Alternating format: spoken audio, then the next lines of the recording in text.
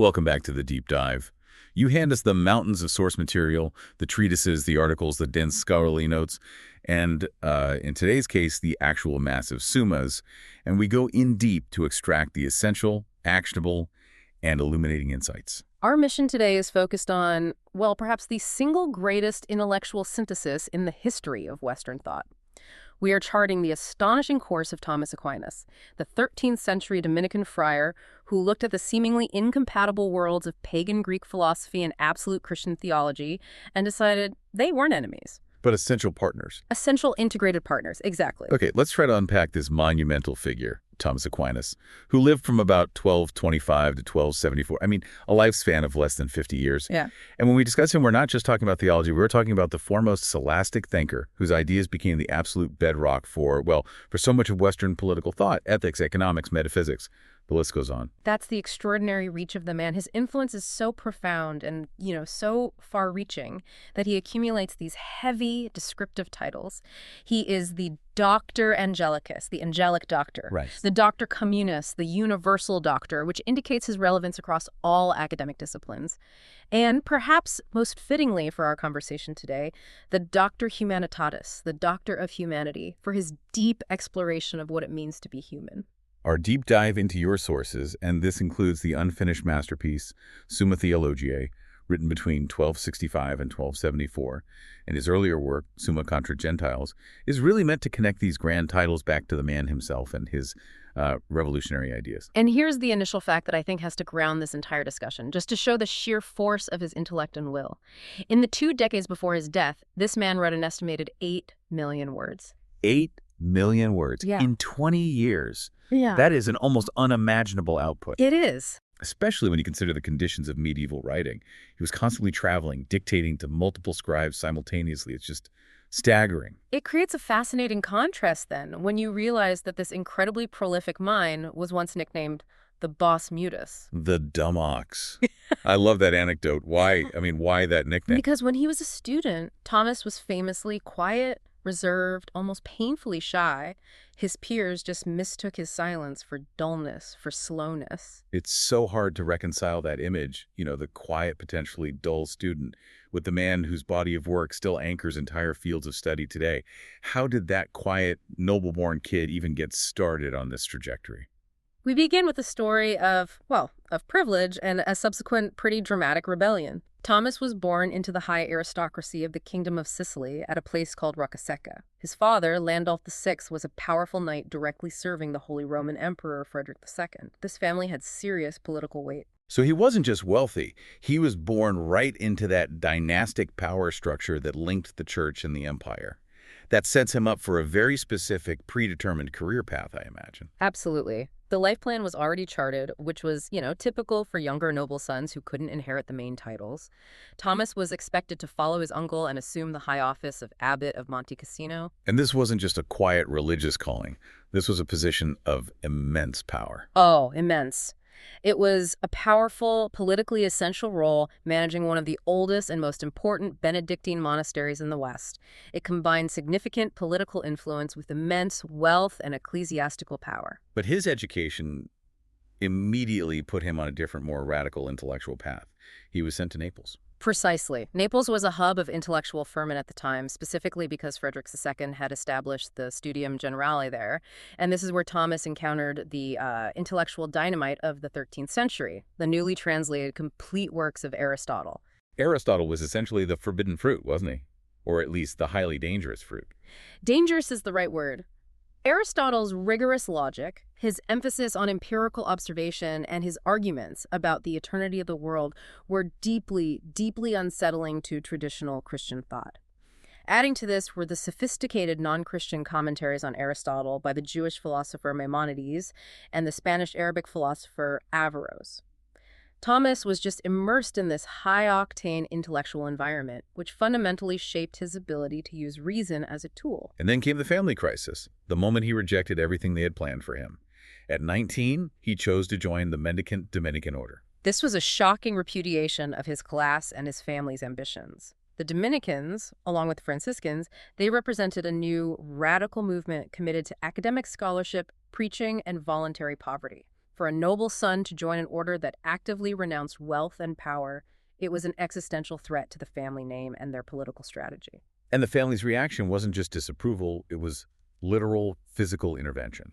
They tried everything. The Dominicans, fearing interference, tried to move Thomas quietly to Rome and then on to Paris.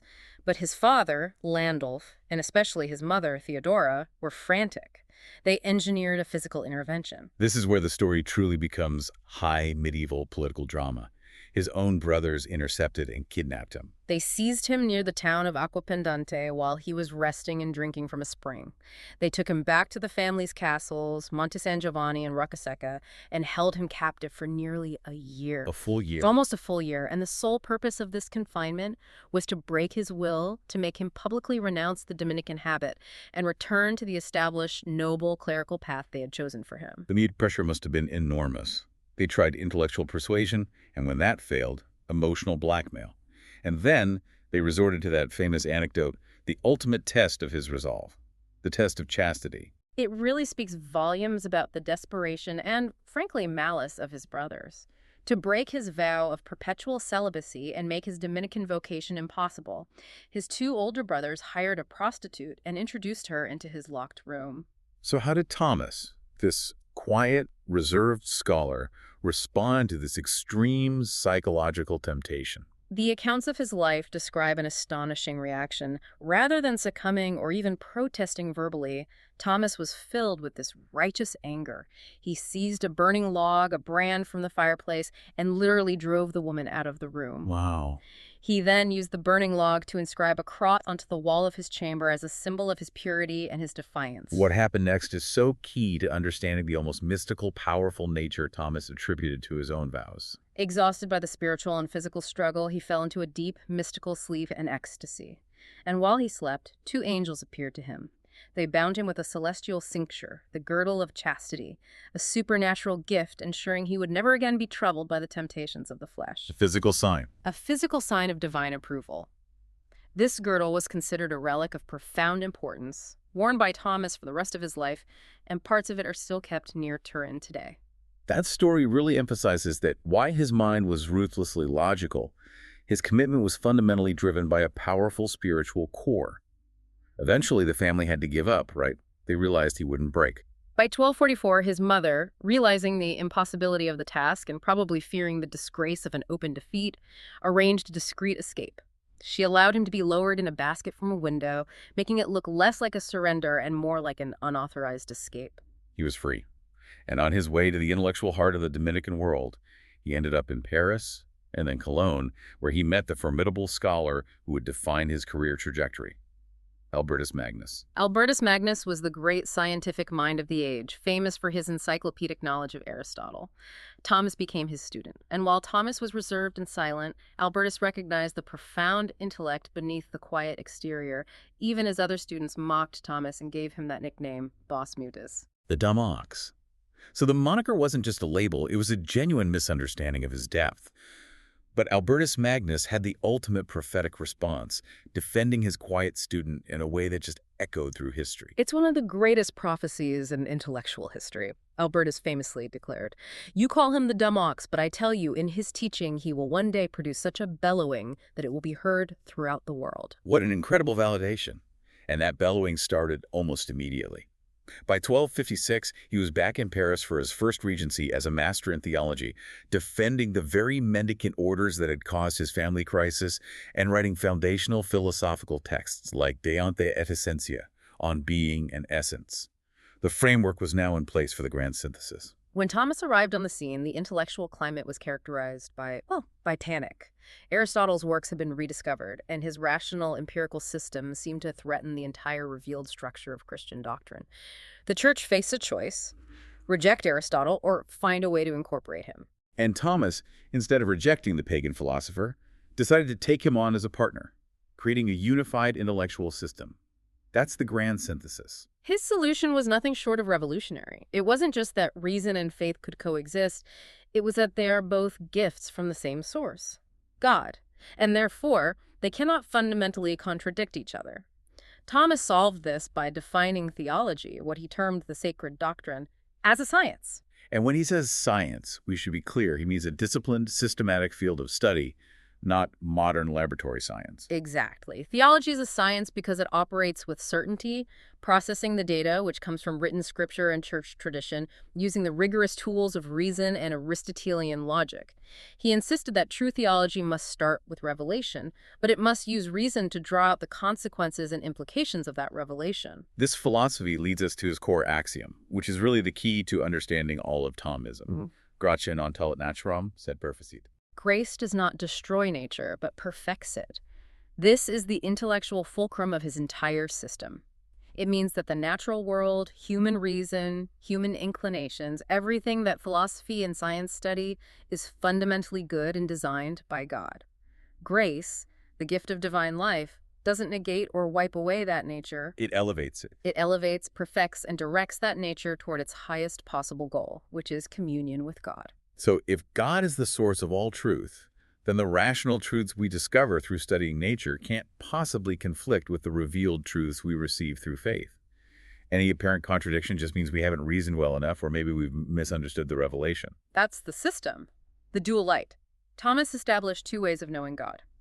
There is the light of natural reason, which is available to all humans, allowing them to study the world and draw logical conclusions. Then there is the light of faith, which is supernatural revelation necessary for specific doctrines. Let's clarify that distinction between natural and supernatural revelation, because it's absolutely crucial to his epistemology, what we can know and how we can know it. Sure. Natural revelation involves truths that can be demonstrated or known purely through human reason and experience.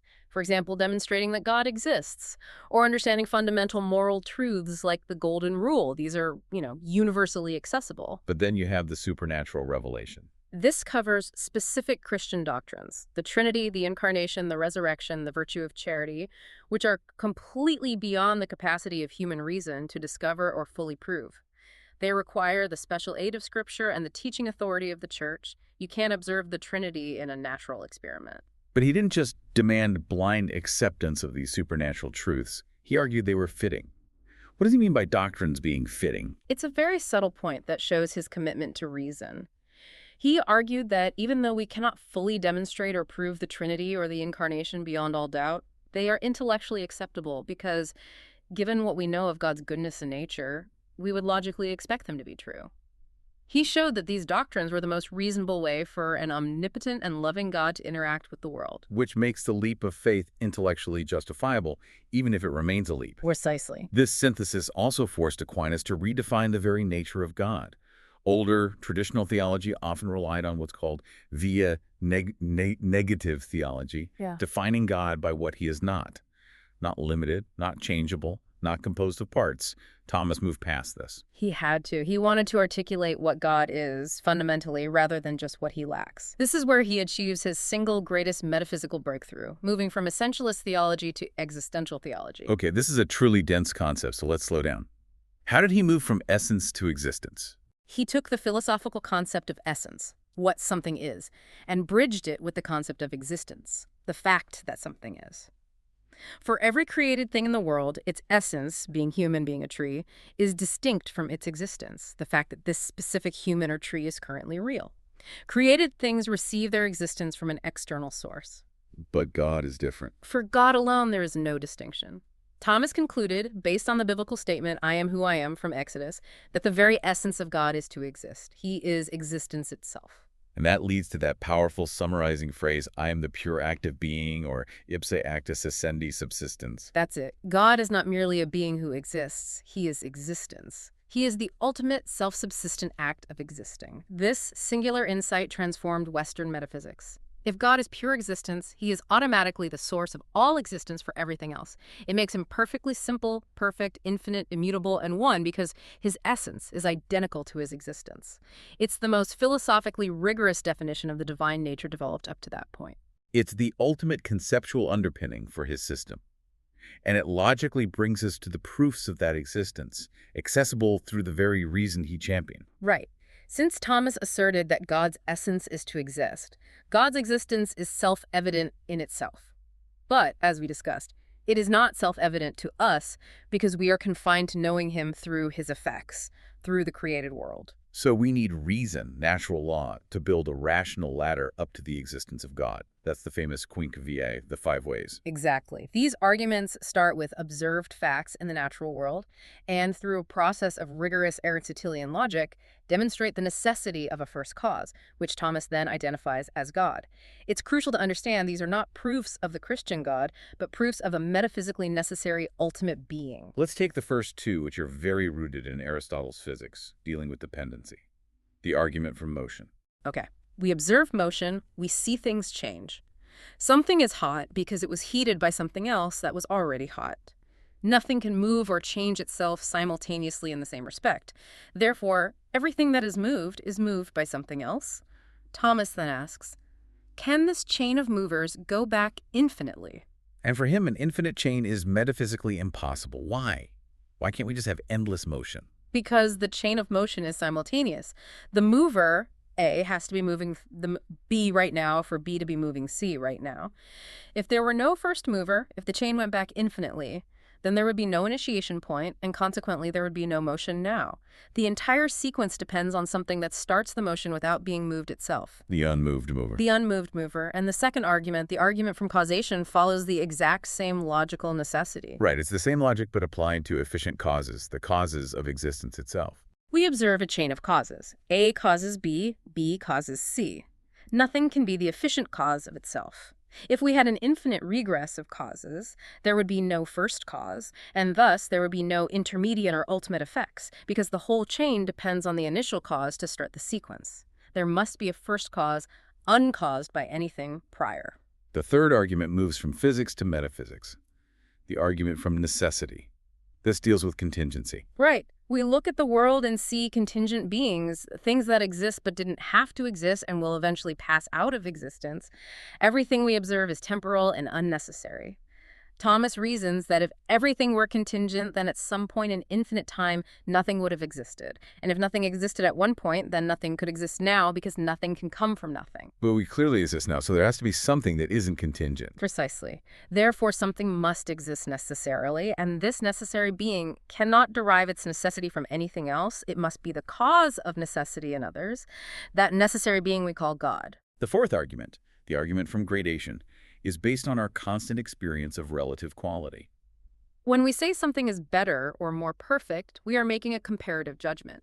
Thomas argues that for there to be degrees of quality, more or less good, true, noble, or hot, there must be a supreme, ultimate standard, a maximum, that serves as the cause of all those qualities and everything else. So the existence of goodness implies the existence of a maximum good, which is God. Yes, it's a metaphysical standard for all perfection. And finally, the fifth way, the argument from order, deals with teleology, the observed purposefulness of nature. Like, why does a seed grow into a tree? Why do planets move in predictable patterns? We observe that unaware, non-intelligent natural things consistently act for a goal or an end, which they achieve the best way possible. Since they lack awareness, they cannot be directing themselves. They must be guided by some intelligence. An arrow moves toward a target because it is guided by the conscious intent of the archer. Therefore, the ordered natural world implies guidance by an aware intelligence, which we call God. These five arguments create the rational foundation for his theology. But once God's existence is demonstrated, Thomas still relied heavily on the via negativa to define what God is like, even though he had introduced that concept of God as pure existence. He used negation to intellectually safeguard the divine nature against, well, anthropomorphic mistakes. If God is the pure active being, the source of all existence, he must possess specific qualities that distinguish him from all created things. Your sources elaborate on five of these essential divine qualities. First, God is simple. This means he is without any composition of parts, no body and soul, no matter and form. He is utterly unified. Second, God is perfect, meaning he lacks nothing. Since he is pure act, he is complete actuality. Third, he is infinite, not limited by space, time, or power. Fourth, and this is profoundly important, God is immutable. Incapable of change. Change implies moving from potentiality to actuality. Since God is already pure act, he has no potentiality to fulfill and therefore cannot change in his essence or character. Finally, God is one, without diversification within himself. These rigorous negations protect the uniqueness of the first cause.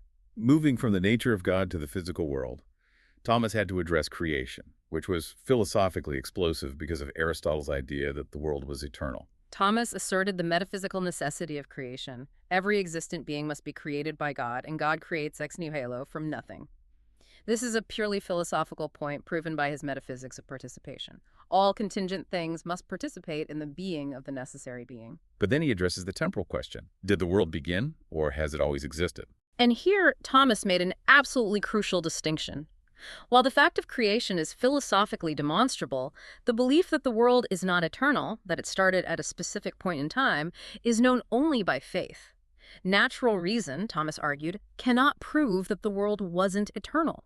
You cannot logically demonstrate that God couldn't have created the world in an eternal state. This sounds like a moment where he deliberately steps back and says, reason has reached its limit. Now faith must step in. It is precisely that moment. It sets the boundary for the dualite system. Reason takes you to the point of a necessary or uncaused creator. Faith reveals the timeline of that creation. And finally, we have to look at his views on early life and nature, particularly his alignment with Aristotle on spontaneous generation. Thomas was a man of his time and relied on the best natural science available, which was Aristotle's.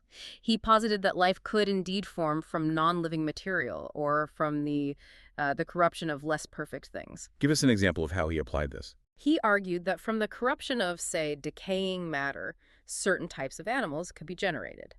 This fit his overall philosophy. God gave nature its principles, and those principles, even without direct divine intervention in every instance, could produce life from non-living material. He didn't see this as incompatible with the first formation of things during creation week. This means he also had to account for biological anomalies, like the monstrous species discussed by Empedocles, the half-ox, half-man progeny. Yes. If nature is orderly and directed by intelligence, how do you account for freaks of nature?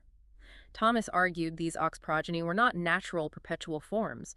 They resulted from the corruption of seed or a failure of the natural principle to properly execute its ordered purpose. They were defects or departures from the stable end intended by nature, and crucially, they were not capable of being preserved in existence. They proved the rule rather than breaking it. Aquinas wasn't just building abstract metaphysics. His philosophy had immediate practical consequences for law, morality, and governance, which is why he's the Dr. Communist. Let's start with the cornerstone of his ethics, natural law. Thomas constructed an ethical system rooted in self-evident principles, parallel to how logic starts with non-contradiction. Moral action, or practical reason, starts with the first principle of action, the bonum precept. The universal and simple truth. Good is to be done and pursued, and evil avoided. That precept is the starting point. Reason then applies this precept by observing what we, as humans, are naturally inclined toward. These inclinations reveal the universal, self-evident moral truths we call natural law. And what are those inclinations, the three categories of goods that natural law prescribes? There's a hierarchy. First, the substantial goods, which we share with all substances. The desire for self-preservation, to live. This is the foundation of self-defense and the prohibition of murder. Second, the goods common to animals and humans. The desire for procreation and the education of offspring. This forms his natural basis for marriage and family structures. And the third, the highest category. The goods characteristic of rational beings. This is unique to humanity and includes two crucial natural inclinations: living in community and, most importantly, pursuing the truth about God. This inclination forms the basis for legal society, education, and religious freedom. So if we look at those three categories, natural law is essentially the foundation for societal rules that promote life, family, and rational discovery. And these principles inform his famous fourfold law. Right. The fourfold structure clarifies the origin and authority of law. At the very top is the eternal law, which is God's unchangeable decree governing all of creation. The natural law is human participation in that eternal law, derived by our reason. Then we have the specific guidance of divine law. Revealed in Scripture, the Ten Commandments, the Gospel teachings.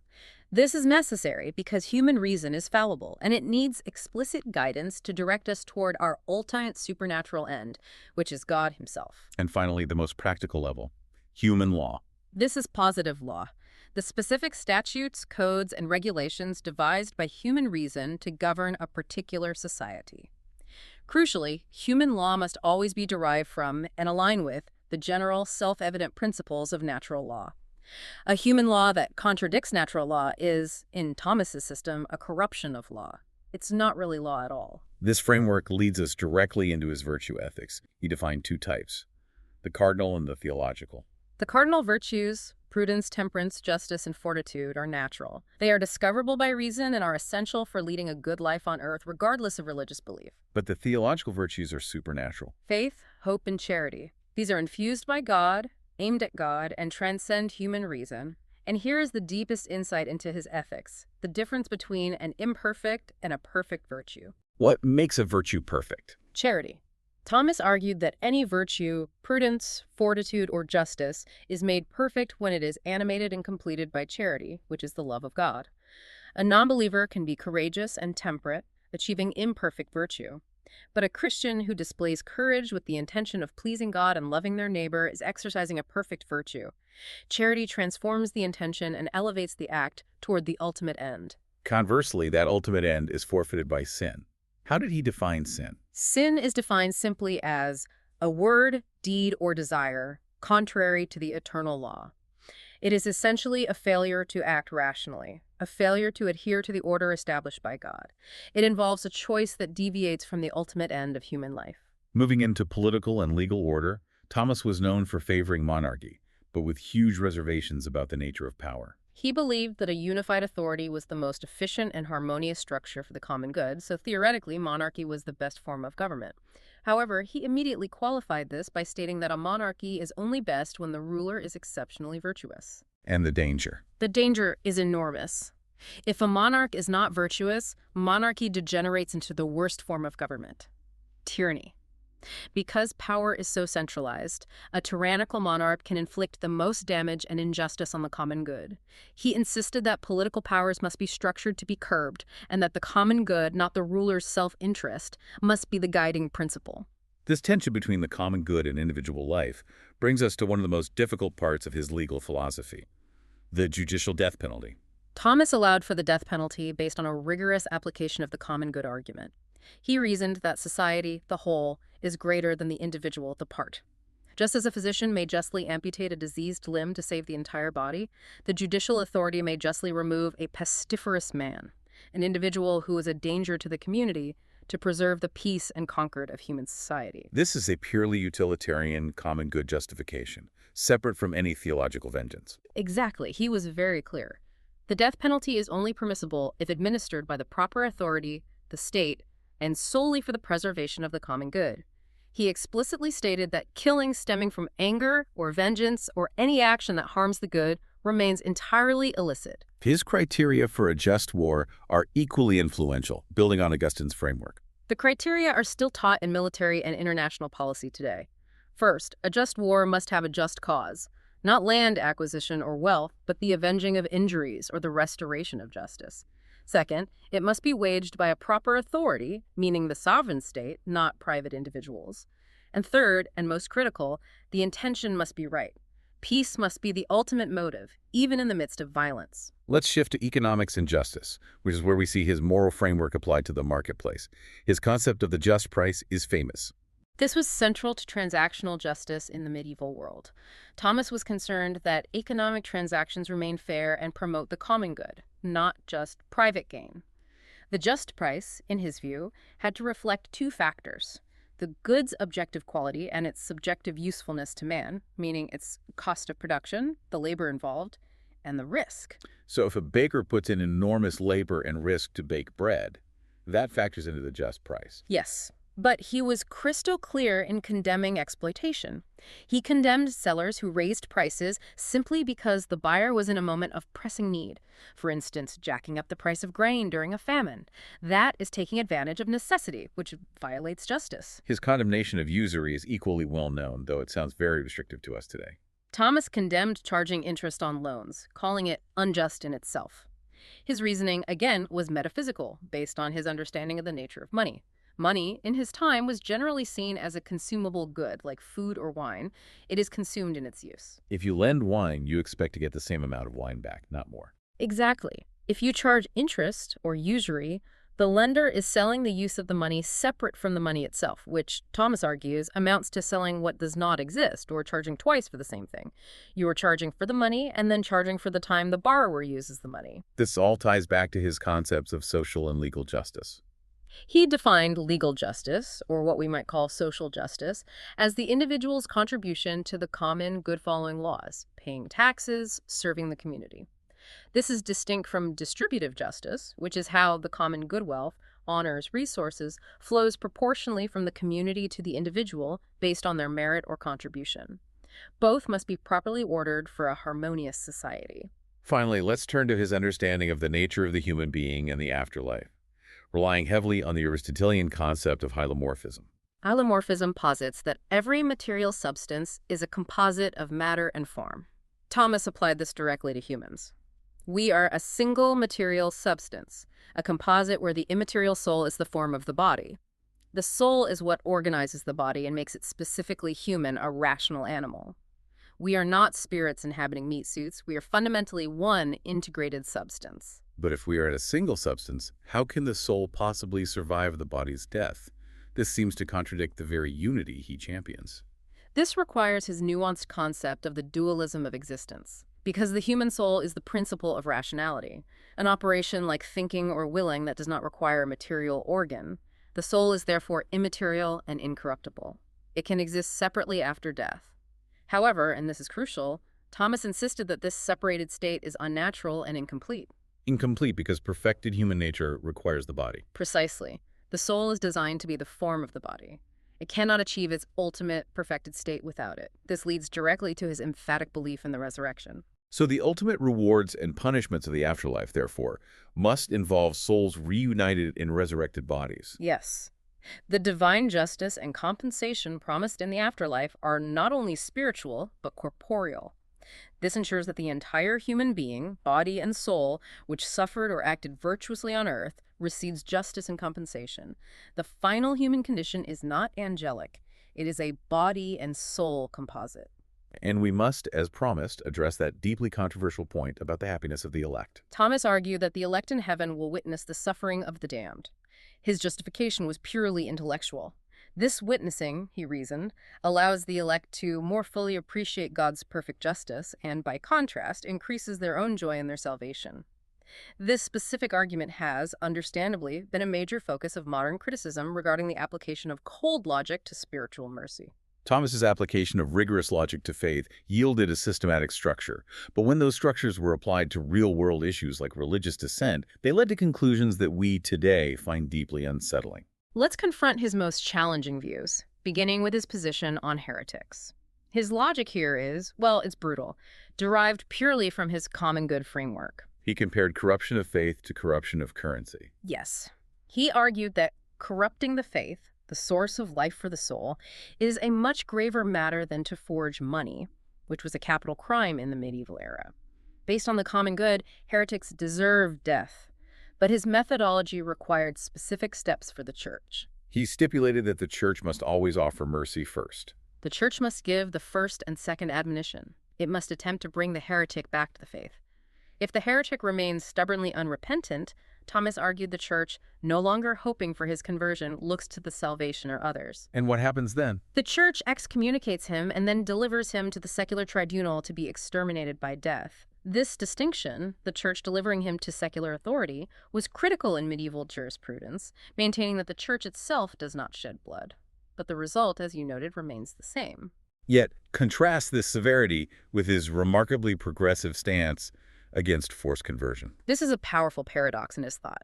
Thomas explicitly argued against the forced baptism of children of Jews and non-believers. What was the rationale against it? He cited two crucial reasons. First, the risk to faith. Children baptized before the age of reason, if raised by non-believing parents, could easily be persuaded to renounce their faith later, causing spiritual danger. Second, and more importantly for his legal theory, it violated natural justice. He argued that a child, before reaching the age of reason, is enfolded in the care of its parents like a spiritual womb.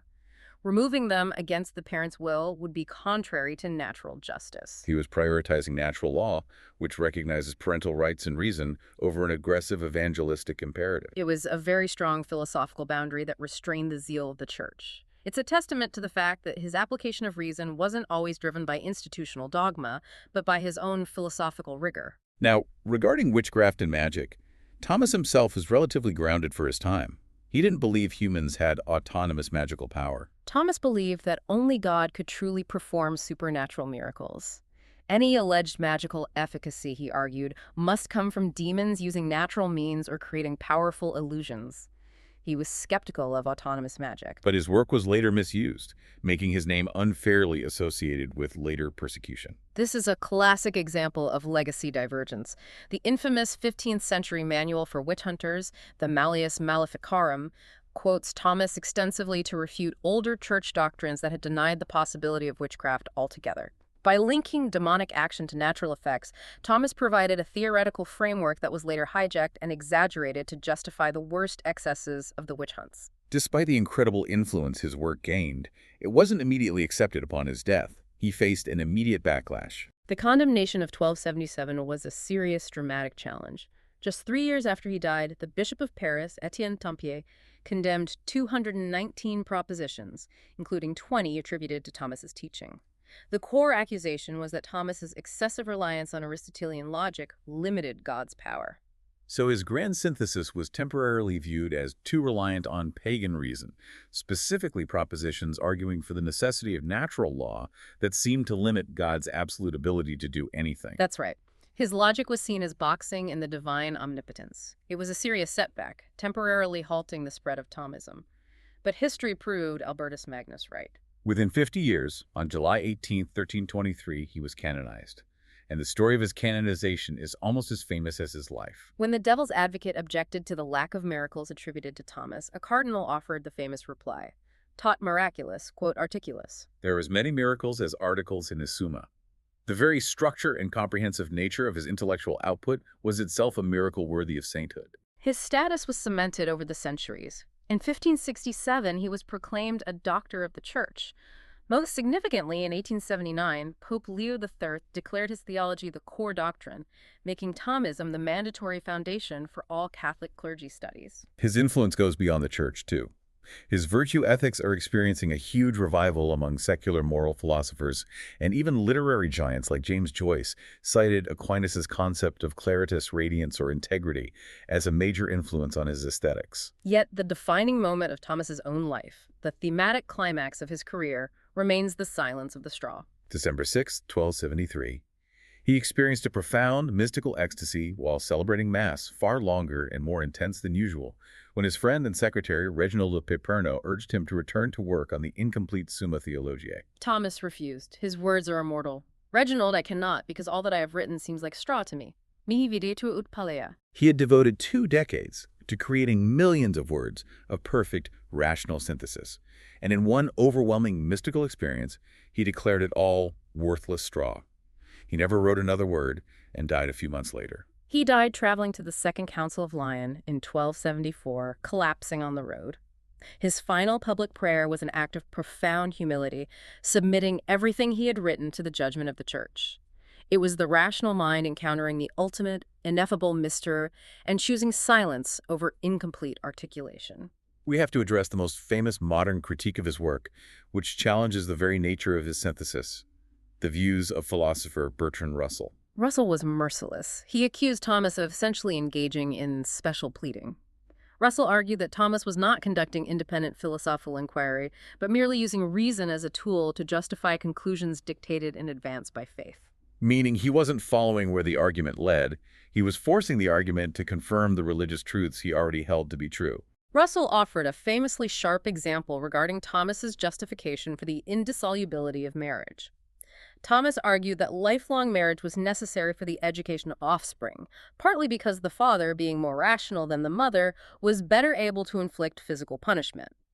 Russell used this detail to argue that if those specific, culturally driven, rational justifications were proven scientifically false, no follower of Aquinas would stop believing in lifelong monogamy, proving that the real grounds of belief were theological, not rational. That critique cuts right to the heart of the dual light system. Was reason truly an equal partner, or was it always the subservient handmaiden to revelation? It's the lasting tension of his work, and it forces us to ask, does Thomas prove that reason supports faith, or does he prove that faith dictates how we use reason? What stands out most profoundly in this deep dive is the central human tension of Thomas Aquinas' life. The man who attempted the most rigorous rational defense of the divine in history, only to later declare his entire corpus worthless straw. He fundamentally defined the intellectual landscape of the West, shaping our understanding of law, morality, and economics.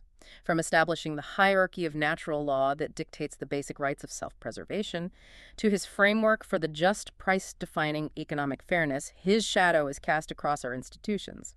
Thomas Aquinas dedicated his brilliant short life to establishing the absolute boundaries for what human reason alone could achieve in knowing God. He used the best tools, the logic of Aristotle, and applied them with unmatched rigor to sacred truth. And that leads to the ultimate relevance for you, the listener, today. We live in an age that prizes empirical data, scientific investigation, and technological knowledge. We constantly seek to abolish mystery and push the limits of what is rationally knowable. Thomas Aquinas, the most dedicated rationalist of his age, pushed those limits too. But then he stopped. He reached a conceptual wall, a moment of profound mystical understanding so overwhelming that his massive million-word intellectual structure became just straw. The provocative thought we leave you with is this. In our modern pursuit of knowledge, where every truth seems accessible if we just apply enough computation and observation, what ultimate truths, if any, remain outside the grasp of reason, existing only in the realm of that ultimate ineffable mystical experience? What does it truly mean for the most rational mind of the medieval age to hit that conceptual wall and choose silence? Is there a point where human understanding, no matter how refined, must eventually surrender to mystery?